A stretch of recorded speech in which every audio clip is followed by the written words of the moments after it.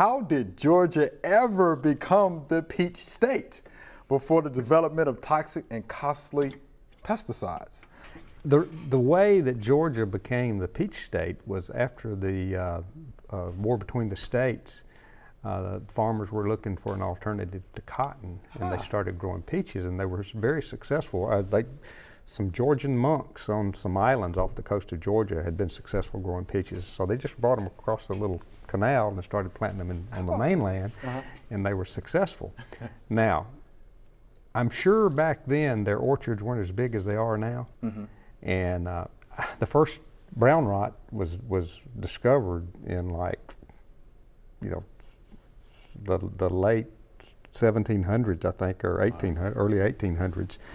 And so the disease has been around. Pesticides, sulfur. Sulfur has been around for a long time. The element sulfur, and it's a fungicide. Right.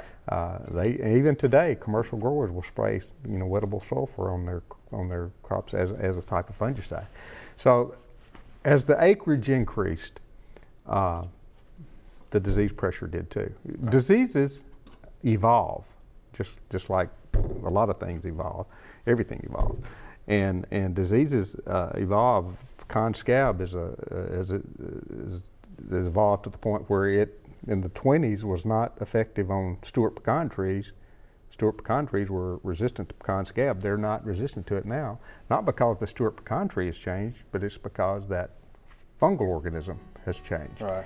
Okay. And so that, as we've gotten a lot more acres of peaches, then it's allowed the organism to evolve and become more of a problem.